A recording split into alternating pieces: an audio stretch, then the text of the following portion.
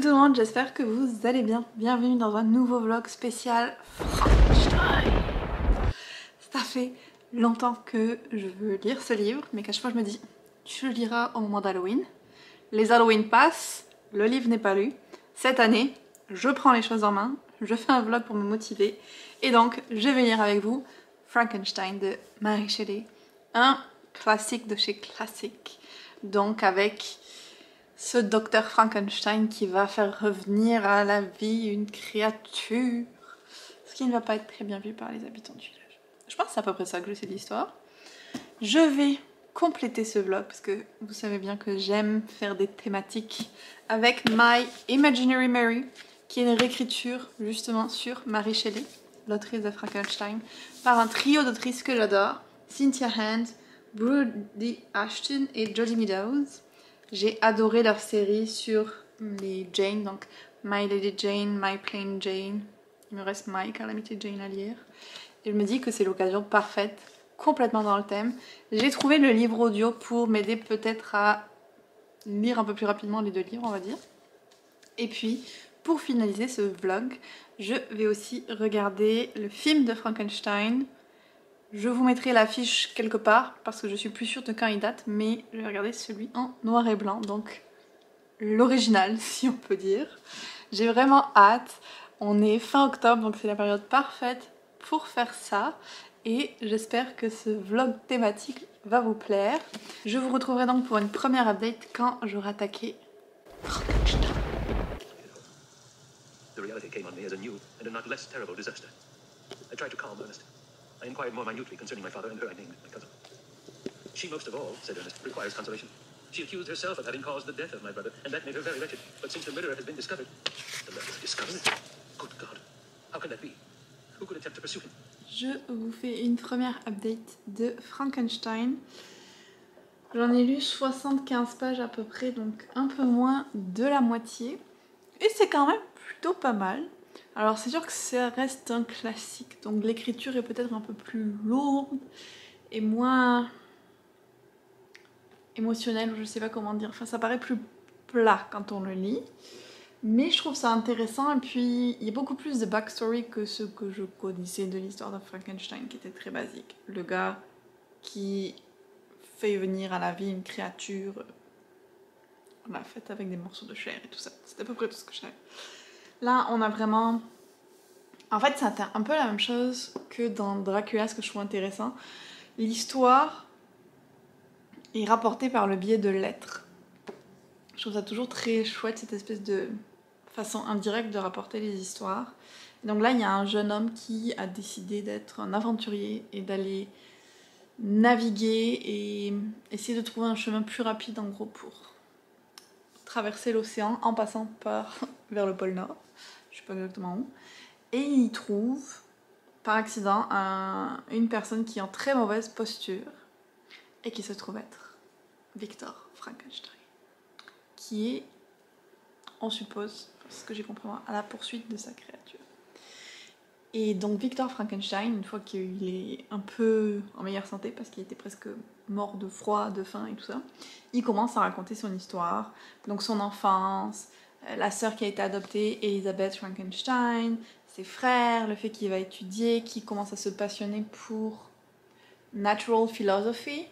Mais c'est comme pas vraiment la philosophie, en fait, c'est des sciences plus, qui est appelé comme ça. Les recherches qu'il va faire et comment il va se plonger profondément dans le désir d'animer et de trouver l'étincelle de vie et comprendre comment marchent les choses. Et il va réussir à un moment à faire une créature. Et je trouvais que c'était un peu anticlimatique comme moment par rapport à l'image qu'on en voit dans les films de quand la créature s'éveille et tout. Je trouvais que là c'était un peu moins intense en émotion, c'est quand même allé relativement vite. Et puis bon, la créature disparaît, il est complètement flippé de ce qu'il a fait en fait. Et il fait une espèce de crise psychologique.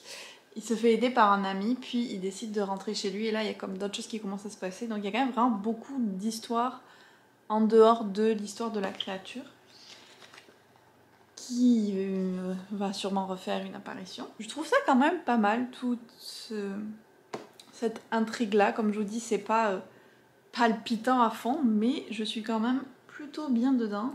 Donc je vais essayer de le continuer au maximum ce soir et essayer de le finir demain, on espère. Je vous retrouve pour vous donner mon avis sur Frankenstein que j'ai fini hier, donc dimanche 29. J'ai calculé un moment. Alors, des choses que j'ai aimées, des choses que j'ai moins aimées. Le style d'écriture classique, ça reste toujours pas... Enfin, c'est toujours pas quelque chose que j'affectionne particulièrement. Donc, je pense que ça m'empêche de vraiment adorer une lecture classique. Par contre, j'ai beaucoup aimé le côté épistolaire en quelque sorte, on apprenne l'histoire à travers des lettres. Comme je vous le disais, dans Dracula c'était le cas, là aussi, et ça j'aime vraiment beaucoup qu'on ait un espèce de poupée russe de lettres, parce que c'est une personne qui nous raconte un récit qui lui a été rapporté par une autre personne, avec des fois encore une autre personne qui lui rapporte les choses. Ça s'emboîte un petit peu comme des poupées gigognes, et ça c'était chouette aussi. L'histoire est quand même intéressante de Frankenstein qui crée la vie et puis qui sait pas quoi faire et ce qu'il a créé. L'impression que ça donne à travers tout le livre, c'est que quand même c'est un homme gâté par la vie et qui ne sait pas genre reconnaître les conséquences de son acte, qui est en mode oh non mon dieu c'est terrible ce qui m'est arrivé, c'est terrible, en oubliant que c'est lui qui a amené ça, qui a tendance à être très self-centered, ce qui fait que il s'aveugle volontairement au danger dans lequel il met les autres. Il est vraiment en mode dramatique, mais sans mise en action pour comme arranger les choses. Donc vraiment, c'est ça, un homme blanc, riche, imbu de sa personne, qui malheureusement a eu trop de pouvoir et qui, une fois qu'il a fait de la merde, n'assume pas du tout ce qui s'est passé. C'est à peu près comme ça que je retiens Frankenstein. Il y a quand même une discussion intéressante au niveau de qu'est-ce que c'est que d'être vivant, de qui est la créature, qui est le monstre. On n'est pas du tout dans le truc hollywoodien avec les éclairs et tout ça qui peuvent être l'image, on va dire, connue de Frankenstein et tout. On n'est pas du tout là-dedans. On sait jamais comment est-ce qu'il l'a créé, vraiment la créature. Donc ça, c'était intéressant aussi d'avoir cette espèce de zone d'ombre. Il y a beaucoup de gens qui meurent malheureusement dans le livre. Et la fin était assez abrupte quand même, j'ai trouvé, genre vraiment très abrupte. Moyennement satisfaisante pour moi, mais en même temps je sais pas quelle fin j'aurais particulièrement aimé dans le livre. Donc de façon globale, il y a des éléments que j'ai aimés. Il y a des éléments qui m'ont moins parlé, mais c'était une lecture que je suis contente d'avoir faite. Et j'ai aussi commencé My Imaginary Mary, donc là on est dans une vibe complètement différente, un peu plus historique young adulte avec des éléments de fantasy. Mais c'est le genre de young adulte que j'aime encore, heureusement. On a la jeune Marie, qui s'appelle pas encore Marie Shelley du coup. J'ai oublié son nom, mais c'est pas grave, c'est pas important. Qui est la fille de parents écrivains. Sa mère est décédée, elle vit avec son père, sa belle-mère et ses demi-sœurs au-dessus de la librairie de son père. Et un jour, elle va rencontrer à une fête Ada Byron, qui est la fille de Lord Byron, qui elle n'est pas du tout dans l'écriture, mais qui est une scientifique. Et ça, c'est comme vrai que cette jeune femme a fait avancer la recherche dans les mathématiques et ce qui plus tard allait devenir les ordinateurs et tout ça. Donc c'est quand même tiré d'histoires vraies. Dans la réalité, elles se sont jamais rencontrées, mais là dans le livre, elles se rencontrent à un événement où il y a un gars, Aldini je pense qu'il s'appelle, qui fait une espèce d'expérience scientifique où grâce à l'électricité, il va redonner la vie à un crapaud. Sauf que ça n'a jamais marché pour de vrai. Genre avec l'électricité, il arrivait à le faire tressauter. Oui, c'est comme parce que nous, on est parcouru comme... Enfin genre, c'est électrique, on est conductif. Mais Marie, sans le savoir, est une fée, et elle va imaginer tellement que le crapaud est en vie qu'il va retrouver la vie pour de vrai. Donc lui, Aldini, il va essayer désespérément de reproduire ce qui s'est passé sans comprendre comment c'est possible que redonner la vie à quelque chose de mort ait fonctionné, parce que lui, il était vraiment dans le faire semblant. Marie découvre donc qu'elle est une fée, elle se lie d'amitié avec Ada, et ensemble, elles vont construire un automate à qui Marie va donner la vie. Là je vous abrège un petit peu mais je pense que c'est quand même important de vous le mentionner, c'est pas totalement spoilant parce que bien sûr on va retrouver des éléments de Frankenstein et tout dans le livre sur Mary Shelley. En même temps que ça d'ailleurs, Marie vit une romance avec Shelley qui est un auteur, enfin un poète et qui a pas mal de petits red flags. Franchement, elle mérite mieux que lui. Mais techniquement, elle va se marier avec. Elle va prendre son nom. Donc elle mérite mieux que lui. C'est vraiment intéressant le take que ça prend sur la création de la vie dans celui-là parce que justement à l'opposé de Frankenstein qui n'assume pas sa créature, qui la voit comme un monstre, qui refuse de lui admettre tout sentiment ou quoi, qui est dégoûté par lui en fait, alors que c'est lui qui l'a créé, c'est lui qui a choisi son apparence, genre à quoi il s'attendait. Mais à l'opposé de ça, Ada, elle est en mode tu es ton propre être, même si je t'ai créé, c'est toi-même qui peut prendre les décisions pour toi, genre je suis pas ton maître et tout ça. Et on voit vraiment une façon très différente de voir les choses et j'ai envie de mettre à l'opposé un homme qui est habitué à avoir du pouvoir versus une femme qui, dans ce cas-là, respecte beaucoup plus la vie des autres et leur indépendance et tout. Genre, on peut vraiment faire un contraste dans leur manière de se voir, de voir la créature qu'ils ont créée. C'est hyper intéressant. Et puis bon, bien sûr, c'est des jeunes femmes à une époque où être une femme ne donnait pas beaucoup d'opportunités. Et il y a toujours des hommes qui sont prêts à s'approprier leur travail et à ne les voir que comme des moyens pour atteindre leur fin. Là, c'est un peu ce qui commence à se passer. J'en suis à la moitié. Franchement, je l'ai bien lu pendant que je faisais un petit reading sprint dans mon nouveau Reading Nook. Je vais essayer de le continuer au maximum ce soir parce que je suis vraiment bien dedans et ça se lit vite. Il me reste toujours à voir le film de Frankenstein aussi. Donc, je ne suis pas sûre que ce vlog sortira le 31 octobre. Sachant qu'on est le 30 et qu'il est 18 h. Donc, je vais voir ce que j'arrive à faire. Mais j'ai mis un vote sur Instagram et on m'avait dit que c'était pas grave si ça sortait un petit peu en retard. Donc, il faut pas que je me mette trop de pression. C'est plus facile à dire qu'à faire. Je vais quand même essayer d'avancer au max celui-là. Et avant qu'on se quitte, j'ai reçu quelques paquets. Donc, je me suis dit que j'allais pouvoir les ouvrir avec vous. Alors, ça, je pense que c'est un manga que j'ai demandé. Oui! C'est Night with a Cat, le deuxième volume, parce que j'avais beaucoup aimé le premier. Donc vraiment tranche de vie sur un jeune homme dont la sœur a adopté un chat et qui l'étudie un petit peu. Et c'est très drôle, surtout quand on a des chats, on reconnaît beaucoup de choses. Celui-là, ouh, celui-là je pense c'est Rain Coast. D'ailleurs, genre la compagnie de livraison m'a appelé, c'est la première fois que ça m'arrive, pour vérifier que je serai là. Genre, c'est pas les joyaux de la couronne, là, c'est un livre que je reçois. Oui, ouf, ah, leur emballage sont dégueulasses. Yes, c'est ce que je pensais. C'est Bookshops and Bone Dust, donc le prequel à Legends and Latte, toujours avec Vive l'orque, mais plus jeune. Et ça se passe dans une bibliothèque ou un bookshop. Élise, c'est dans le titre. Donc, une librairie. J'ai vraiment hâte de le lire. Et le dernier, par contre, je ne sais pas ce que c'est. Je sais pas ce que c'est. Ça vient de la France. Donc, il y a plusieurs possibilités. Mystère. Je me suis pas trop bien cadrée, hein. Je suis un peu trop basse. Ouh! Ouh! C'est joli ça! C'est très joli! Ouh! Sur les conseils de Katie, je vous souhaite bonne réception de son nouveau titre accompagné de ses goodies. Mais oui, ça y est, je vois ce que c'est. Oh, regardez comme c'est joli. On va changer un petit peu d'ambiance parce que là, ça va être Noël du coup. Ah. J'avais oublié.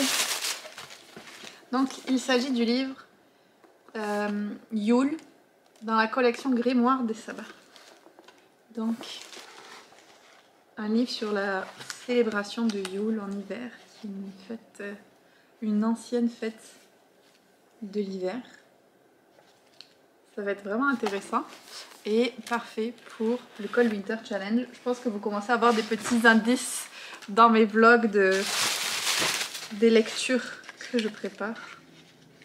Et ça, oh c'est mignon. Un petit pot avec un mot. Je sais pas s'il y a quelque chose dessus. J'ai déjà fait de l'ouvrir ce soir. En tout cas c'est très chou. J'avais oublié donc c'était une bonne surprise.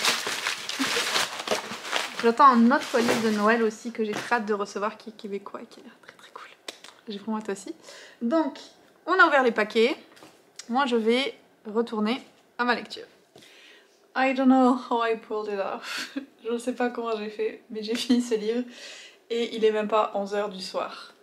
Je l'ai dévoré, franchement. Je me suis régalée, j'avais oublié à quel point c'était bon. Enfin non, j'avais pas oublié, je le savais à quel point c'était bon ces livres. Mais c'était toujours extrêmement agréable comme expérience. Et je suis pas déçue d'avoir retrouvé ce trio d'autrices. Ça m'a donné encore plus envie de lire leurs autres livres que j'ai pas encore lus, donc sur Calamity Jane et sur Mary Stuart ou une autre Mary. Je veux tous les lire parce qu'à chaque fois, elles arrivent à rendre ça hyper drôle, à reprendre l'histoire mais avec un nouveau twist en y ajoutant du surnaturel et c'est trop bien fait. C'est plein d'humour, c'est hyper féministe, c'est génial. Top top top. Ce livre-là ne fait pas exception. Surtout après avoir lu le Frankenstein original et les réflexions sur donner la vie, comment le créateur, donc Frankenstein, réagit à la créature qu'il a créée et de pouvoir le mettre en parallèle avec comment Mary Shelley et Ada Byron réagissent et traitent la créature qu'elles ont créée. C'était hyper intéressant. J'ai adoré. Franchement, c'était un point de vue hyper original sur l'histoire avec des changements historiques plutôt croustillants, vraiment originaux. J'ai adoré à un moment. Il y a une référence à Doctor Who. J'ai tellement ri, c'était trop bien. Et c'est ça qui est bien avec ces livres-là aussi, c'est qu'ils font énormément de références pop culture ou historiques cachées qui sont comme hors du temps, on va dire, mais qui passent bien dans l'histoire dans la manière où elles le font. Genre l'extrait de... Enfin, les phrases de Doctor Who qui sont hyper connues et que je pense n'importe quel fan de Doctor Who aurait reconnu, elles allaient bien avec ce qui se passait. Donc elles sont vraiment fortes pour faire ça et pour twister l'histoire. Elles arrivent super bien en fait à mêler le créateur ou la créatrice de l'histoire avec son histoire et je trouve ça juste génialissime. Voilà, trop contente de l'avoir lu.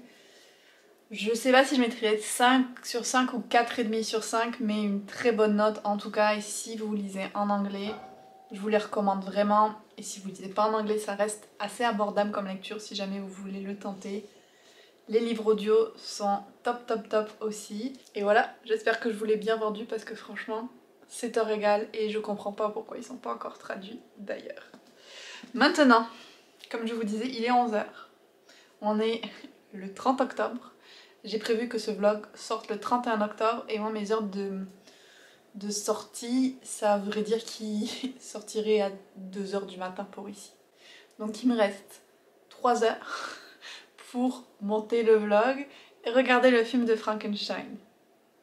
Puis importer sur YouTube. Est-ce que je peux faire ça? On va voir, on va voir. Peut-être que je vais tomber à dormir avant, mais si vous voyez ce vlog le 31 octobre, c'est que je m'en suis pas trop mal sortie.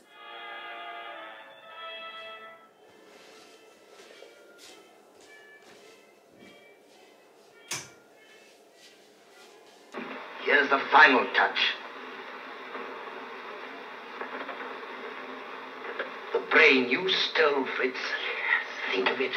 The brain of a dead man, waiting to live again in a body I made with my own hands.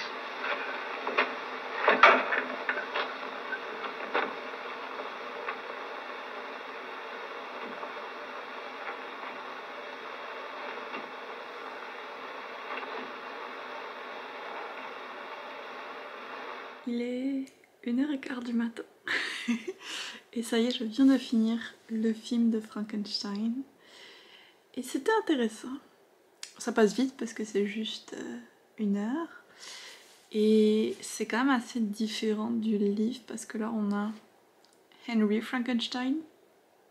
Il y a Victor, mais c'est pas Victor le personnage principal. Je sais pas pourquoi ils ont fait ça. Mais en gros, Henry Frankenstein qui fait des expériences pour créer la vie. Et son assistant, qui est bossu et tout ça, et qui a pas l'air très malin, on entend le cliché un petit peu. Son assistant est chargé de voler un cerveau pour finaliser un peu le processus de création d'un nouvel être. Et sauf qu'il se trompe et qu'au lieu de prendre un cerveau normal, il prend le cerveau d'un meurtrier. Voilà la pensée de l'époque un petit peu. Dès sa naissance, c'est un peu destiné à être un meurtrier.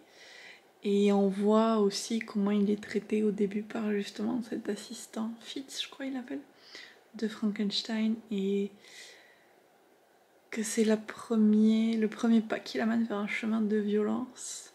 Ça se finit mal pour lui. Ça se finit mieux pour Frankenstein que dans le livre. Et pour Elisabeth aussi d'ailleurs, sa future femme. Donc ils ont quand même pris un point de vue plus optimiste, on va dire, dans le film que dans le livre. Mais j'aimais bien cet aspect vieux du film et de la façon dont c'était tourné et tout, c'était sympa. C'est différent et tout, donc c'est cool. Pas mal de gaslighting du personnage féminin par contre. Ça faisait mal à voir. Je pense que c'était surtout ça que je voulais vous dire.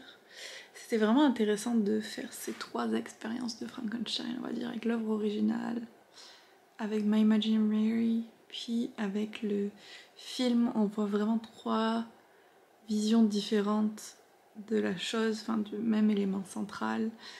Et je pense que c'est quand même une œuvre importante, Frankenstein de Mary Shelley, déjà parce que ça a été écrit par une femme à une époque où il n'y avait pas beaucoup de femmes qui pouvaient être autrices. Et puis c'est un peu quand même une des bases fondamentales des romans gothiques, un petit peu horrifiques, mais pas vraiment horreur là, mais des romans gothiques, c'est vraiment, je pense, un pilier avec les thèmes que ça aborde et tout. Donc c'était vraiment chouette de faire cette expérience de lecture là. J'espère que le vlog vous aura plu aussi. Là je suis pas sûre que j'ai le courage de monter et de tout mettre sur YouTube ce soir, donc c'est possible que ça sorte un petit peu plus tard que d'habitude, mais je vais réussir à sortir la vidéo le 31.